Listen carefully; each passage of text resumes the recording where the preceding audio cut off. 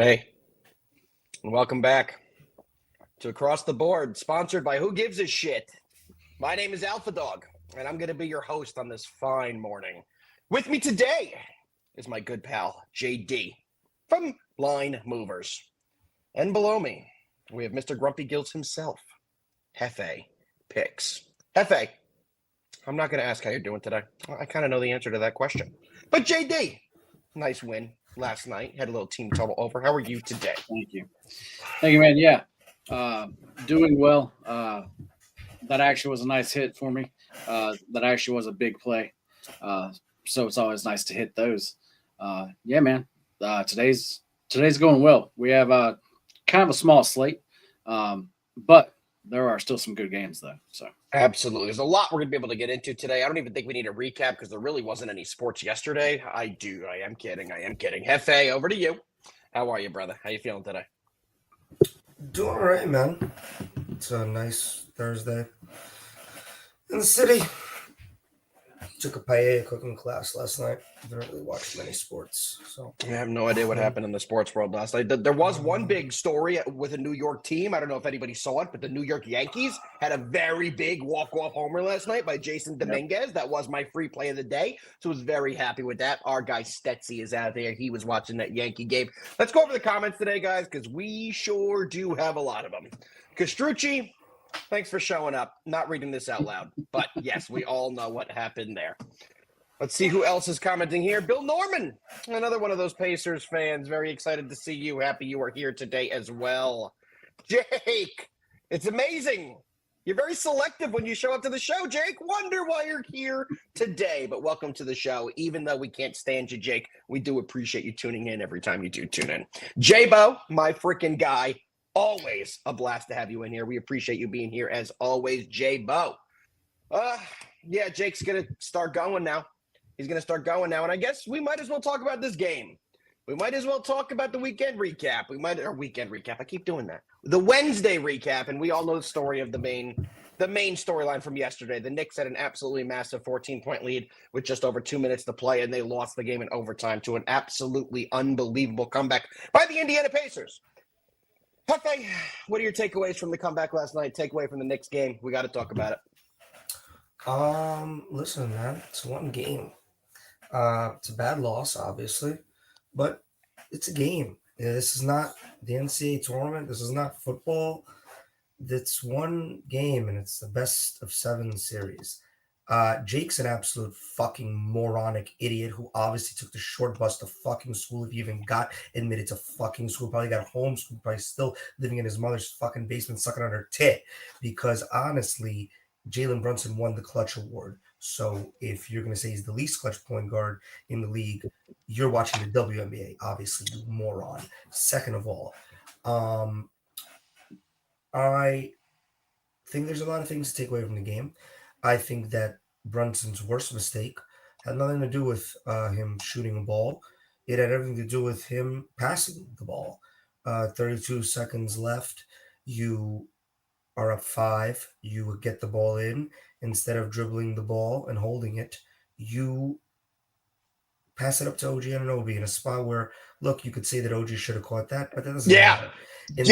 In that situation, you literally have to just hold the ball. The clock is your friend. But listen, mistakes happen. There's a lot of mistakes, honestly. Brunson made a lot of mistakes that had nothing to do with shooting. He made a mistake on an inbounds play where he got trapped in a corner and got so lucky that he tried to bounce the ball off somebody's knee and somehow it ended up in LJ Anunoby's hand. Another mistake, inbounds pass from basically the half-court line. A terrible pass to Josh Hart. How he still got to it after slipping. First of all, Josh Hart. Unbelievable. Josh. I don't know who your sponsor is for your sneakers. Cancel it. Throw them in the garbage. Forget it. Buy new sneakers. You slipped way too many times. Other than that, and just I think a lot of mental mistakes and just kind of the energy, you could feel the energy shifting. I gotta give credit where credit is due. Aaron Nesmith went on the Scorched Earth tour. Something that I don't think I've ever seen in my life in terms of unbelievable game in a stretch. You know who he reminded me of? Jimmer. It was like a Jimmer Fredette college moment where he had one of those absolutely 6 straight threes, carried his team from being big down.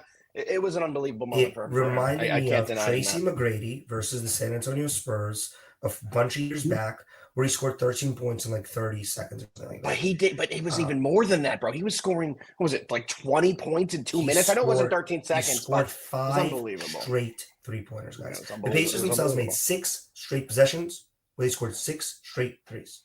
Yeah. One of them was Halliburton. All 5 of them were Nesmith. I have to give them credit. I have to credit to Halliburton. That last shot was incredible. Unbelievable. As lucky as that bounce was, he was incredible. Yep. I then want to talk about. I don't really look. I thought when the game went into overtime, I had very little hope for the Knicks to win. When the Knicks were up 4 and they got the ball, and Brunson gets the no call on the goaltend, and then it goes the other way for 3 from Nemhard. That the game was over at that point. I knew at that moment it was over. But I'll tell you this. As a Knicks fan, if you could take a step back, and I know today is really hard to do that, but hopefully as the game 2 gets closer tomorrow, you'll be able to take a step back and realize there are a lot of ways you guys can beat the Pacers. But the one way you can't is by not pressing them on defense, especially at the 3-point line. You got to play better than that. Basically, the Knicks took the foot off the gas, and the Pacers made them pay, and it was a bad loss. But I love what I saw at Cat, and I want to see more of that. Brunson, other than his points scored, had defensively and basketball IQ-wise and as a facilitator, the worst game I've seen in the playoffs from him. 7 turnovers, unacceptable. So here's terrible. a fun little stat for you. The Knicks are 7-1 when Jalen Brunson has 2 or less turnovers. In the postseason, when he has more than 2 turnovers, they are 1-4 in the postseason. So, but I thought everything other than that, man, the Knicks looked great. Their bench looked amazing. Everybody played well. OG Anunoby had a horrible game. Mikal Bridges had a decent game. He played pretty well on defense, except for that last couple of possessions where the Pacers just ran the same play over and over and over and over again. Yeah. And it was a pick and roll with Nesmith coming over, and Cat had to pull back. It's just. I love this, though. I love this because I'm going to jump in here, Jefe. We need to have a little back and forth between me and you as well. I'm not as down in the dumps as you are. I know, and I'm not going to let the viewers out there know how down in the dumps you are, but I know how down in the dumps you are. And let me tell you something right now. For 45 minutes of this game, the Knicks played a fantastic basketball, maybe 44 minutes of this game. I'm very confident they'll be able to replicate that as the series goes forward. Yes, terrible loss. Yes, heartbreaking loss. Yes, could that rally the Pacers? Absolutely. But do I think that's detrimental for the Knicks? I do not. It's a best of 7 series. It is 1-0 Indiana, and the Knicks, when they have been beaten before, they've come back and had some big performances. Do I think Friday, tomorrow's game, is the season? Yes. Is the season on the fucking line tomorrow? Yes. Do I think the Knicks are going to show up tomorrow? Yes, I do. So I'm not as down as a lot of New Yorkers are, but it was a really, really tough loss. Oh, no. Believe me, I'm down in the dumps because it's the day after. I'm going to be fine tomorrow. I'm not worried. I still think the Knicks win this in 6. I said that to you guys yesterday. I'm not faltering over that. Jake's, once again, I literally am questioning if he ever went to even kindergarten. Probably couldn't even get into Montessori, honestly, because he's calling Brunson's 40-pointer and 35 from Cat a one-hit wonder, but not calling Nesmith 5 threes in a row a one-hit wonder. I'm Philadelphia. Wow. I mean, I know the guys from the PA area. I know. A Philly guy. Public school system is failing us, people. And I think, honestly, this summer, after all this is over, I'm going to reach out to some legislation and get that right. So I'm sorry, Jake, that the public school system has failed you like that. But I think the Knicks are a team. Oh, another thing. Put up Joe's, dare I say, outcoached. No. Tom Thibodeau was not outcoached. He absolutely, this goes on the players. Okay? Yeah, I mean, I would agree with that. Please put up this. Thank you. Oh, Stetsy Boy knows what he's talking about. Stetsy Boy's a very knowledgeable fan. Who actually made it to high school. Thank you. Okay? Guys, let's not sit here and be like, Nesmith is not Steph Curry, guys. Calm down. Everybody gets on a heater. He ended up getting on a heater at the right time, but I blame the players, not the coaches. Tom Thibodeau should not have to tell his players, especially right now in these conference finals, how to play in those D kind up. of situations. D up. The Knicks have been one of the best teams at the end of the fourth quarter, all postseason long. They had a bad game. They lost their way. They took their foot off the gas, which you never do in the postseason. This is not the Charlotte Hornets you're playing. Okay? I'm with you 1,000%. This team is not going to give up, and they showed that to you in the first 2 rounds. That's bad play, and I put this all on one person, and I hate to say this, it's on Jalen Brunson. As the leader I don't fully put it on him. As the leader of this team, you have to have better basketball IQ than that. And this game, even though it can't really come down to one play, I really do think it comes down to that play. 32 seconds left. Brunson has the ball, and 4 seconds into the shot clock, we're up 5. He throws it up to OG, who is wide open under the basket. That's all on OG. That was a perfect ball that hit him in the hands. No, you don't pass the ball. Yes. You don't pass it. Yes, you do. Don't pass it. Yes, you do. No, what happened at the end of the game when they trapped Jalen Brunson and he couldn't move the ball? We did not hit free We were on throws. our side You of the gotta court. do it. We were under our basket. Hold on. Wide open. Free layup / dunk. The ball hit him in the hands. You're an NBA player. Catch the ball. You're the most expensive player in Knicks history. Yes, 100%. I'll let you respond to this response. At that point, Aaron Nesmith has already made 4 of his 5 threes in a row. Okay, why are you even thinking of scoring to give the ball back to the Pacers right away? Because the Knicks can't shoot free throws. No. Thank you for bringing up my next fantastic point. No, they can't. No, they cannot. 12 missed free throws, unacceptable. OJ Anunoby, unacceptable free Karl throws. Anthony Towns, too. Karl Anthony Towns, unacceptable free throw. One of those situations where for the Pacers to win that game, 930 things have to go right, and 930 things went right. You're right. And there's no one to blame but the entire Knicks team. But we do need to move on. But before we do get into today's games, we need to hear from JD. He hasn't said a word. We need the outsider's opinion. What is your take from the Knicks collapse last night before we dive in to the Yankees versus the Rangers, which does have its first pitch in about 20 minutes. We want to get you guys bets on that game. Just gonna be super quick here. With it was about 7 minutes left to go in the game. The Pacers in the fourth quarter, I think it scored about 5 points at actually that point. Yeah, it was awesome. That point was awesome. And I'm sitting there and I'm like, you have got to be kidding me. Do not do this to me, guys. Do not do this to me. I was like, they're really not going to hit this. And actually at that point, I was actually like scared that they were not going to hit that and the Knicks were just going to blow them out. Over that last 7 minutes, especially over those last 2 to 3 minutes, good grief, how that game changed. Yeah, sure did. I mean, there's no need to go all into it again. But I mean, yes, that was an absolutely crazy game. The game ended up being kind of how I thought it was, guys. I really think this series is an actual coin flip. I think this is going to go at least 6 games, if I shot. I agree with you. 7 games, and yep. And I'm expecting good games. I'm actually really expecting this to be good games, like almost every single game. So am I.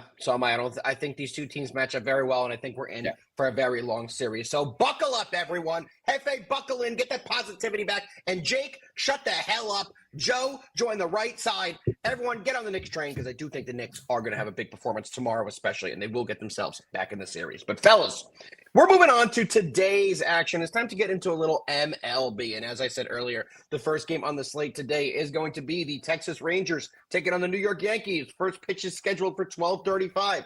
Let me tell you something. I'm in the New York area. It's pretty rainy today. This game could be a delay possibility, could be a postponement, maybe early. Who knows? But there are weather implications currently affecting the New York area, just to put that out there. Pitching for the Texas Rangers today is Nathan Eovaldi. Eovaldi has an unbelievable ERA. He's 4-2 on the year with a 1.6 ERA. In 61 innings of work, he's only allowed 39 hits, 8 walks, and 3 homers. Let's go to the other side for the Yanks. The Yanks, who are 17-9 at home, have Carlos Rodon on the bump today. Rodon is 5-3 with a 3.1 ERA. In 59 innings of work, Rodon's allowed 35 hits, 24 walks, and 8 homers. So let's put it in a little bit of perspective here. Let's compare the two starting pitchers. Both of them have pitched about 60 innings. 61 for Eovaldi, 59 for Rodon. So a 2-inning difference. Rodon has walked 24 guys, and Eovaldi's only walked 8. So the big difference in who has had better control this year. But the Rangers have been one of the worst road teams in baseball. They are a 500 ball club. They are 25-25 on the year, but they're 8-15 on the road. So we have a situation here where the Yankees, a really good home team, taking on the Rangers, who are a really bad road team. And it's a pretty even pitching matchup, in my opinion. JD, we're going to start with you. What do you like in the early game today? Yeah, man, you just made a lot of great points. As far as the actual pitching goes, this is about as actually even as you can get. Both of these guys, I actually think, have a very good start because, like you said, the weather there is not good. It does look like this game will be played, but it is cold and the wind is blowing in. So, in this type of ballpark, it's hard for me to take an under, but I would have to lean under here. The problem with that is the books know that also, and they have a total set at 7. And it's just really hard for me to actually put money on an under 7 here. But that, just to be quick with it, that's how I would have to lean. But I am staying off there. So I do have a play on this game, guys. I will let it out. This is part of my daily parlay. I am on the Yankees on the money line as a parlay piece. Let me just double check here. Yes, we are not covering the second game, so I will give the second leg of that parlay. I am parlaying the Yankees today with the Phillies, who are taking on the Rockies, who have German Marquez on the bump. I don't need to say anything about that. The Phillies, as a -1.5, are -205 alone. So we're taking them on the money line. They should have no issue getting a win in that game. So yet again, we are taking the Phillies on the money line as well as the Yankees on the money line. And that parlay comes in at a +120. All right, Jefe. Yanks, we got the Rangers. Yanks, big win last night. Jason Dominguez, big walk-off. They're going to carry it over into today.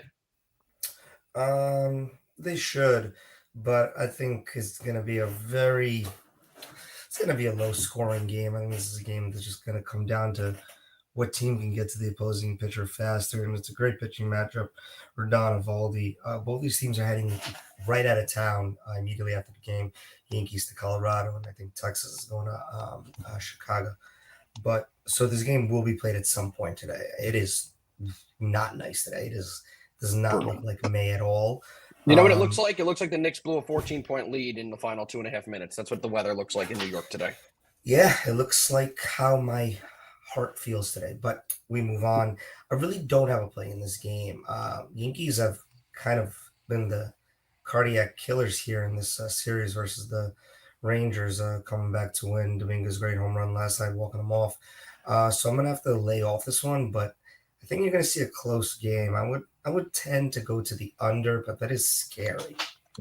Yeah, you guys know how I feel about those 7 lines. Sometimes a 7 total is an auto over bet, just because there's so many variables that go into a baseball game that can keep a game from going under or over that 7 total mark. I mean, if this game is 3-3 going into the 8th or 9th inning, you're not going to lose that bet. It's very easy to get to that 7 number. So a lot of times, you guys know, I do like that over 7, and 8 is my big number. I like to go under. So just with this number alone, I don't like to play the total, but from this pitching matchup and the weather, I do think it's a low scoring game.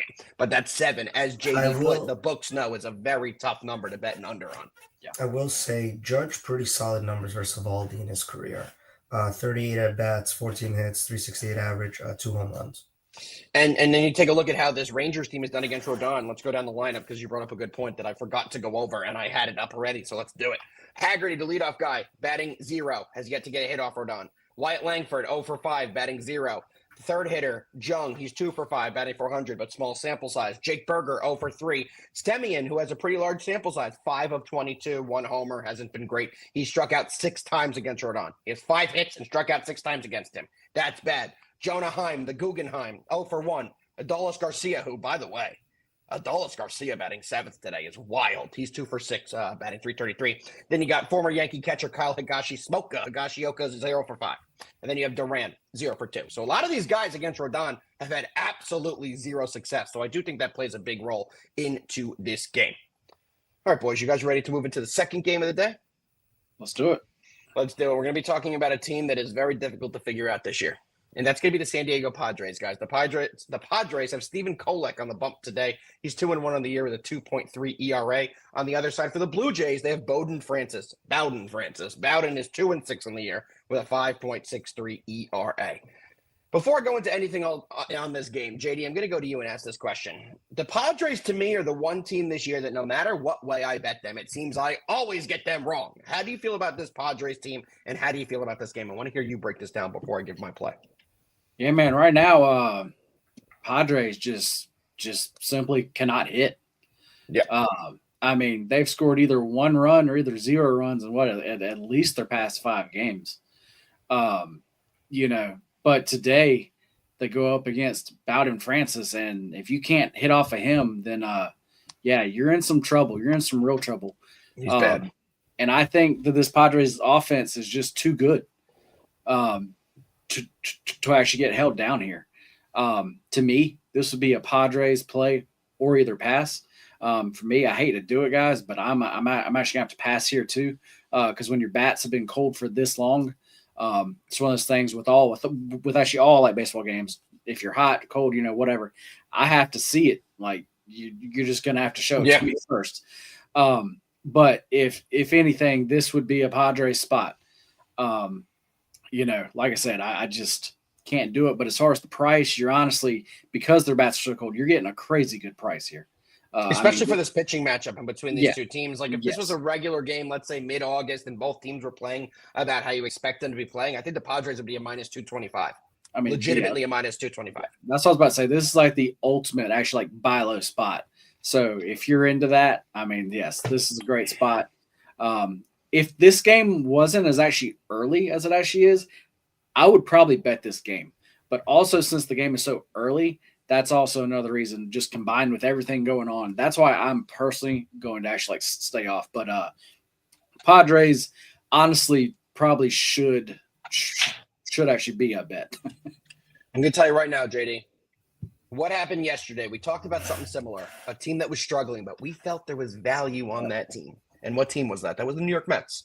And they had a big, big win last night for us. And guess what, JD? I'm jumping right back on the wave. This is the last game between these two teams for the entire season.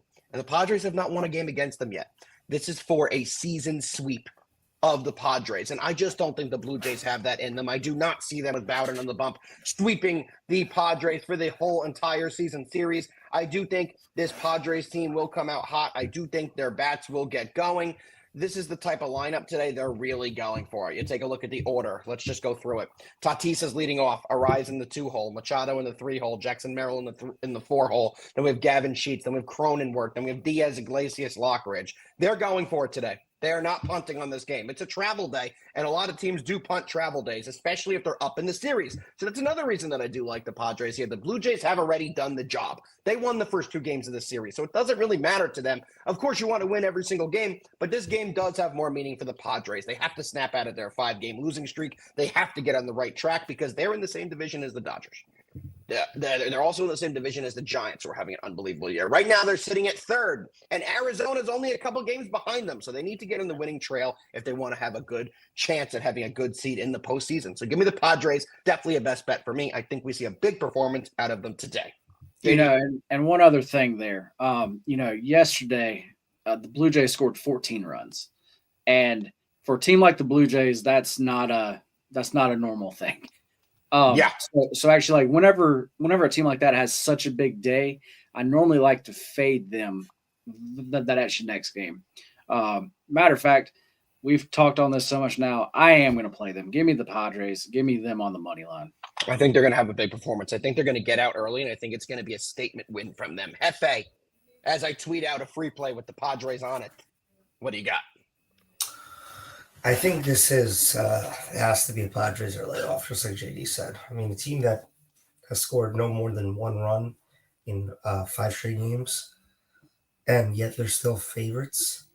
Yeah, it's a scary, scary line. I think it's Padres or layoff. I actually kind of agree with JD. If this game was later in the day, I would be way more confident in the Padres. It's almost not enough time to mentally go. I hate day games for baseball because baseball is such a regiment structured superstition. You do the same shit every single day for 162 days in a row type of game, and then if you got 162 games a year, maybe 130 of them are, all at the same time at some point in the evening. And then you get these 30 random ones on a getaway game like today, where you got to hop on a flight after, and it just kind of changes your routine. And I think that does mess with baseball players a little. But it's obviously both teams have to deal with that, but it's harder for the team that's struggling to deal with that. I still do think it's a Padres play. I like what you said too, Alpha. This game was in 3 months, and Padres weren't on this terrible 5-game streak. So the Padres went in at like minus 200.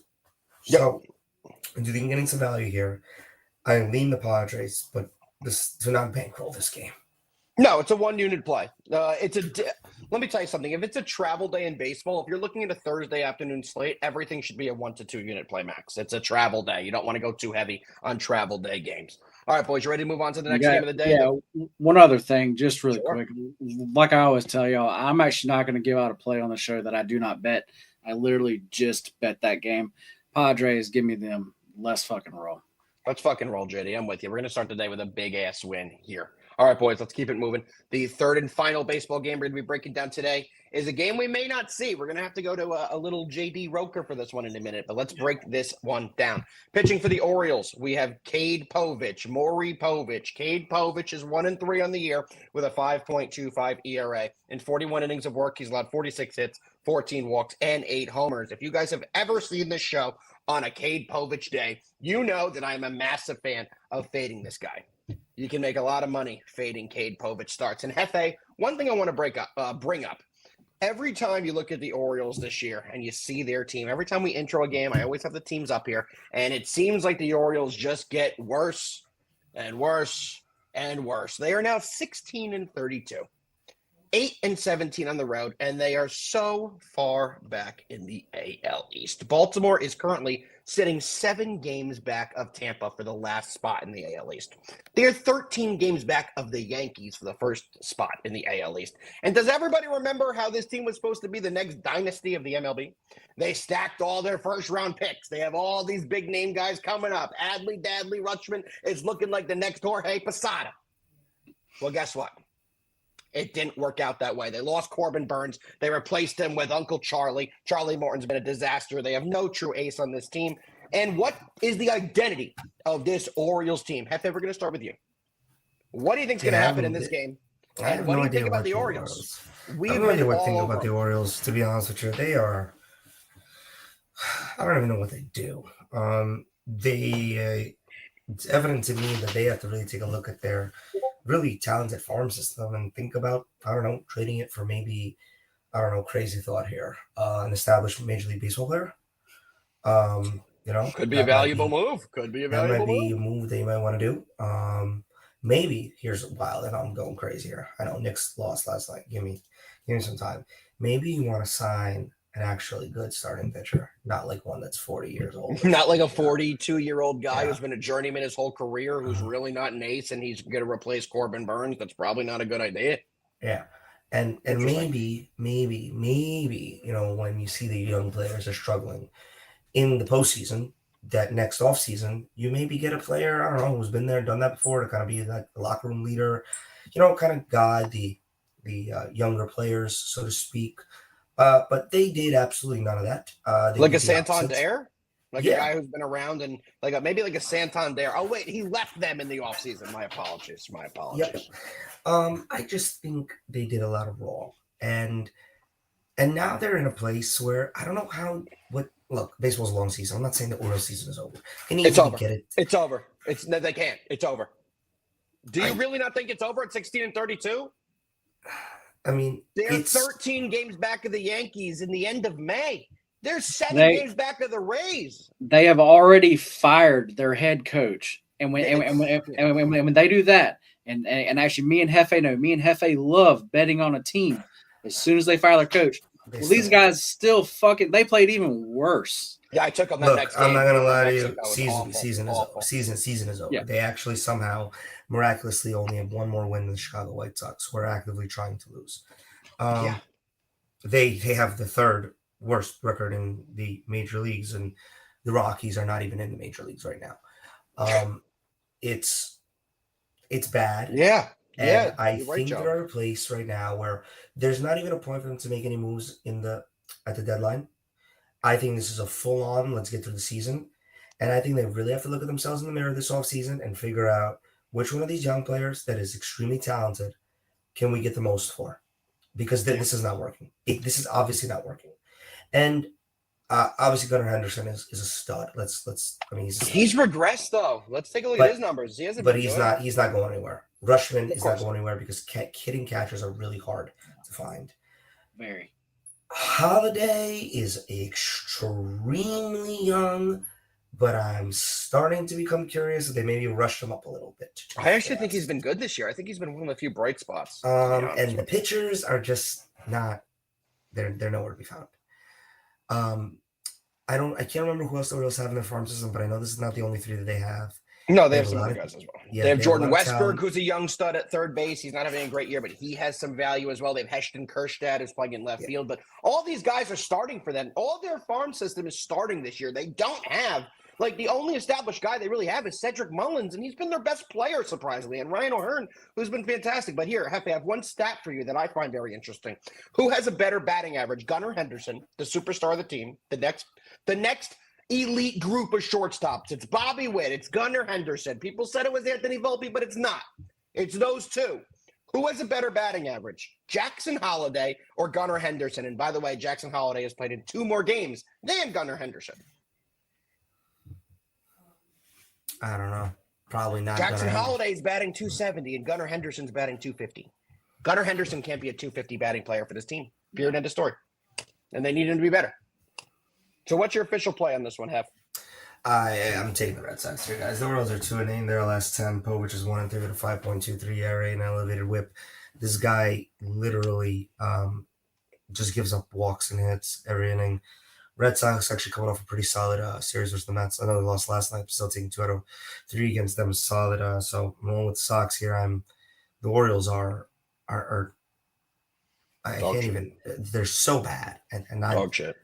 If I was an Orioles fan, I'd be so freaking upset, man. They finally get here. You know what I mean? They've been at the bottom of the cellar for most of our lives. Just peeling back the curtain. All of us are in our early 30s. Have they been good in our lifetimes? I mean, Cal Ripken Jr. age, when I was 7, they were average, they were good. They were good really. They were good in the mid 2000s, the 08 to 2012s. Adam Jones, Machado. But they didn't do anything. No, they never did anything. But they were solid. They were a solid team. Those 2 players were great. But imagine being a fan of that organization. You finally have all the best young prospects, or that's what they've said. You have the best farm system that we've seen in years. And then this is what happens the next year. Just a tough look for them. JD, I know we have a little information here. So we got to go to you with JD's weather report because that plays a big factor in this game. Yeah, man. It's looking nasty, man. I mean, it looks like rain. The wind is blowing hard in. Our guy Jay was here at 11:50. He was here 10 minutes. 10 minutes before the show even started. My man was here dropping comments for us. We appreciate that. Yeah, he is actually currently there, and actually he would bet today's game will be canceled. I myself, I definitely am a betting man, and I would bet that today's game is going to be canceled. Something would have to drastically change.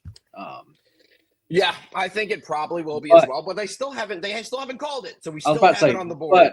But yes, but as far as the game goes, to me, these are actually both of these guys are guys that I want to fade. This would definitely be an overplay, but I would want it to be played at a different time. I would need it, need some sunshine.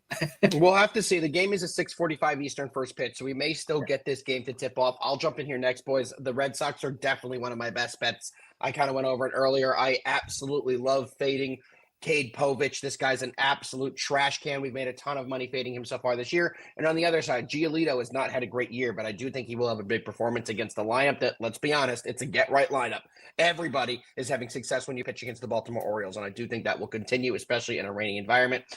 We locked this in this morning at a -115. We did send this out on our early card. I know that the line now, it's been creeping all the way up to a -130 for the Red Sox. Yet again, this game may rain out, but I did lock it in early. If you do see a good price on this game, I would recommend locking it in because if it does get rained out, guys, you're just going to get refunded. It's not going to be a big deal if it does get rained out in that way.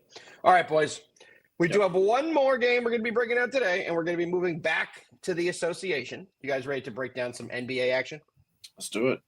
Let's do it. We got the T-Wolves, we got the Thunder, and we all know the storylines in this game. Anthony Edwards had a little bit of a leg injury. How's he going to look tonight?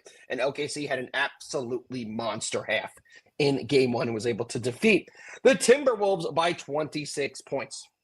JD, we're going to start with you. Are you targeting a total in this game? You are the totals GOAT, or are you going to be targeting a side in this game? Also, do you have any props that you like in this game? Break it down. Man, once again, just like always with every Wolves game in the playoffs, my numbers are telling me to bet over. I just don't know if I'm going to get there yet. I just have a feeling where defense is. I feel like defense is actually going to be first here, and actually that coming from actually both sides. And actually this game here, it was weird the first game, just because of the way everything happened, with actually Ant going out and just like the flow of the game and everything just got messed up. And then Rudy, I believe he had those 2 fouls very, very quick. So it just, as far as the lineups and just everything just got messed up very quick. So it was hard to see to really see how these games are going to normally play out. So that's why my numbers are still saying over. But that's why I'm also kind of afraid to just play it, just because still really don't know. I still feel like this is that game where I just need to watch to kind of see how things go. But definitely lean over. Definitely lean the T-Wolves side here. So that would also mean that I lean the T-Wolves team total overall also there. As far as props, I really don't have anything. I just was talking with actually Joe though, and actually he just dropped it in the chat. There was the Randall over points. He made he had a ton of great points. Why? I can't even begin to go back and think of all of them currently. You know what it was? You know what it was in the first quarter? I believe it went 5 for 5 from 3. Randall just came out so hot that his points prop went over so early because those threes, the beginning of that was like the end of last night for Nesmith. He was hitting everything. But the thing with Randall is he doesn't have to hit those threes, to actually get over that. And actually, that's why I still agree that actually that is a good play, because normally when players have a good game like that, I normally do not like to back them, that actually next game. But like I said, Randall, that's not really his main thing. He's not just going to go out there and keep just shooting threes. So my favorite prop is that Randall over 19.5 points. I like that. I do think that's going to cash yet again. And Jefe, before I go to you for your breakdown, man, if we can go back in time, let's reverse a little bit, just a little bit, to last off season, right before the season actually. If you could switch OG Anunoby and Julius Randle for that trade, would you do it today? Yes or no? No. Okay, to see how much last night affected you. I agree, but the more I watch, the more I'm inclined that I kind of wish we still had Julius Randle in the New York Knicks. But what do you like in this game? Do you have a prop? I know you have a play you love in this one, but do you have a prop as well that you like? The play that I love is the prop. And the prop that I love is exactly what JD and Joe just said. I thought the best thing that the Timberwolves did in game one was the first half. And the best thing that happened in the first half was Julius Randle scoring 20 points. Yep. His line at 19.5 today, I don't know if it's free, but it is in line that I can't resist. Because I think when you go back and you watch tape as the Timberwolves, you're going to watch what you did good on offense. When you did good on offense is when you let Julius Randle kind of be that guy, leaving Ant Edwards off to the side and having him kind of have a little room to get things going. I think that's the only way the Timberwolves can win this game is if the others play good. The Randalls, the Nas Reeds, the McDaniels of the world. Fucking Nas Reed, man. Fucking Nas Reed. I'm sorry. I was on the T-Wolves last game, and man, every chance the T-Wolves had to make a comeback, the ball would somehow find Nas Reed, and he would shoot another fucking 3 and brick it. The dude went 0 for 7 from 3, 1 for 11 from the field, and he had a plus-minus of -21. That's how I feel about Nas Reed today. So I did have to get that in there. Yeah. I really think that Julius Randle He doesn't have to have a 35-point game, but I think 25 from him, 25, 27 from Ant, a few others in double digits, then you could see a T-Wolves victory here. Do I think that will happen? I'm a little less inclined to make that statement. I will say that I lean to Timberwolves plus 7.5 here. I think it's a good line. I think you saw a team that in the second half just make absolutely no adjustments to the Thunder's adjustments. They just played the same exact way that they played in the first half and thought that the same thing would happen.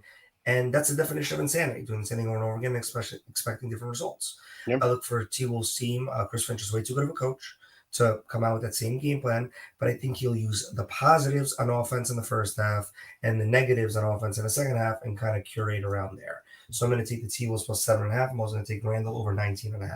But Randall over 19.5 is my favorite play of the day. Love that. Before we go over to JD, I do want to ask you one quick question on a prop. Ant-Man. They are making it so hard to not take his points prop. They've lowered his points prop to 23.5. What's your thoughts on that, Jefe? They're making it hard to not take it because that's so low for Anthony Edwards. Right. But my thought process is that the Thunder were successful in the let's let Ant get his in the second half, and that's how they won that game. I think that point total might be a little bait because I think Vegas is looking at it like Timberwolves have to have a team approach to this game.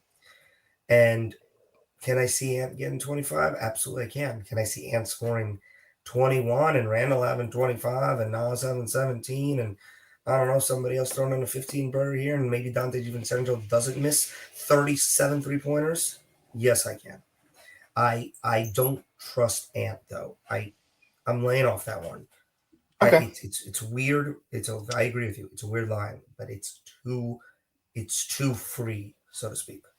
Yeah, I'm with you. I'm not taking it either, but they are making it very tempting. I'm with you. I do love the Randall prop. I will be on that, but my favorite play in this game, I'm running it back. I'm taking the T-Wolves plus the 7.5. I think they'll play a much better game. I think the role players of the T-Wolves won't be as disappointing as they were in game one here in game two. OKC's been playing some good defense, as Joe said in the chat right here. They have been scheming up Ant very well, which has opened up other guys, and we do need guys like Dante DiVincenzo to shoot better from three. They need guys like Naz Reid to not be an absolute dud and go 0 from 7 from the field. I think there was 3 minutes left in the game, and Naz Reid had a legitimate 0 burger next to his name in the points column.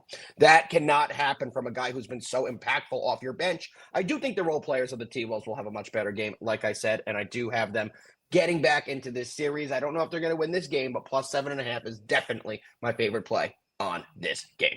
JD, what you got? Yeah, man. Like I don't have much to add.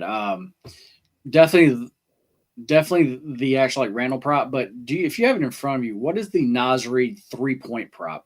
Oh God, him to shoot one and make it's probably plus 8,000. Naz Reid for 1-3 minus 700. Go fuck yourself, Vandal. Nobody's betting that when he's coming off an 0 for 7. Do you actually have his actual prop line though? Let me see. For him to make one is minus 700. They do not have any alts on him. Let me see if they have a standard line. 1.5 at minus 160. Whew, never mind that. No way. No way can you take that. Absolutely not. Yeah, that's what I was thinking as actually a bounce back game, but no, not at that price. No way at that price can you take it. There's a couple other props I really do like. I mean, Julius Randle started the game 5 for 5 from 3. His 3-point prop is 1.5 at minus 130. So that I do think has some value. Your guy, Jaden McDaniels, over 1.5 at plus 175. I do think that has some value only because of the price. I just think that's a misprice. I'm not sure he's going to get to 2, but at plus 175, I think that should be probably more like a plus 110, plus 120 type line. So that's a strictly value play. Any of those you like playing? Really, no, man. To me, this is a tough game. To me, this is a very well-priced game. I really think so. I need to spend a little more time with actually this. But honestly, from everything that we've said and gone over here, as far as that Randall points prop, man, that's still the only thing that really jumps out. Yeah, I'll be on that as well. So I think all the boys, we need a big game from Randall, and I think the T-Wolves covering would be very good for us as well. Yeah. All right, boys. Well, I think it's about that time we get into our daily best bets. You guys ready to dive in? Let's do it. Let's do it. We're going to get into our best bets for today, Thursday, May 22nd. Jefe, we're going to kick it to you. What you got? All right, guys. Well, I have one best bet, and even though I did say Randall is my favorite play on the board, it's not going to be on this sheet, but it is one of my best bets. But my other best bet is a game we didn't speak about. Yesterday, I thought this game was a trap. Angels, Athletics. Yesterday, the Athletics lost 7 in a row going into yesterday's game. Angels won 5 in a row, and the Angels were like plus 145. And I said, this is a trap. I'm going to take it. Angels won. I look today, and once again, the Angels are a dog, plus 115. They've won 6 in a row now, and the Athletics have lost 8 in a row. Athletics got Sevi on the mound, who was 1-4 in this year. And even though I'm once again feeling the same way I did yesterday, this might be a trap, I'm once again saying, F it, I got to just trust my eyes and not my heart. Like, I'm taking this. I'm taking the Angels plus 115 on the money line, man. The A's cannot win a game right now. Yeah, I like that play. I do like that play. And then we have more of best bets from Jefe in just a moment. He has not gone over all of them, so you will see in a moment exactly what I am referring to. JD, what you got today, brother? I had when actually we sent these plays in, I had the Phillies team total over 6.5 runs. That is either now super juiced or is either moved up to 7.5. I'm saying 8 on some books, 8 flat. Wow. I would not play it at that number, guys. What I would do is I would just take the full game over because today I actually see the Rockies putting up some runs also. This is their, as far as the series, this is their 4th game. I've actually played the Phillies team total over 6.5 in every single game. They've scored 9 twice and then actually 7 once. And then today they get the man, Herman Marquez. This guy has given up 5 runs, and I believe it's 5 out of his 6, like last starts. And actually then the Rockies bullpen, which is also not good whatsoever. I think the Phillies put up a bunch of runs. But yes, like I said, with it being as juiced as it is, as far as the team total, I would have to pass. But I do like that, just like full game over there. There we go. Yeah, I definitely respect that. All right, well, let me go into my best bet for the day, gentlemen. My top favorite play is going to be 2 baseball plays. I only have 2 best bets. It's going to be the Padres on the money line game, has first pitch in about 20 minutes, and the Red Sox on the money line that we hope does get played tonight, because I do think there is going to be a big advantage there. Let me put on the screen the best bets. Take your phones out, take your screenshots. My best bets, Padres, Red Sox money line. JB, he changed it. He gave you the best bets already. And Jefe, his best bet today is that sports do not exist. Get your phones out, take your screenshots, and boys, it's been an absolute pleasure getting on here. Comments, you guys weren't as bad as I thought you'd be about the Knicks game, so we appreciate that, except for Jake. Jake, I'm going to keep my comments about you to myself. Unlike Jefe, I'm not going to publicly roast you here, but don't worry. As soon as the Knicks win tomorrow night, you will be hearing from me very loudly, sir. It's been a fun show, boys. Jefe, any parting words for the people before we get the fuck out of here today? I just 3-2 count to the judge right now. 3-2 count. Come on, let's get one here. I just want it to be tomorrow. Yeah, I feel that. JD, any parting words from you before we get the fuck out of here today? Yeah, guys, it was a fun show. But also, I have a new show that is going to be coming out this afternoon, right after this. It has already been shot. I actually did that this actually morning with me and Joe. We were doing something there, so I'm not sure how long it takes to upload all that stuff. I still got to figure all that stuff out, but it is going to be up this afternoon. Hell yeah! And we actually broke down 3 games, and there are 3 games that we did not break down here. So definitely make sure to check that out. And as always, let's fucking win. As the great one, JD always says, let's fucking win. We'll see you guys tomorrow. Same time, same place. And as always, let's fucking go, Knicks.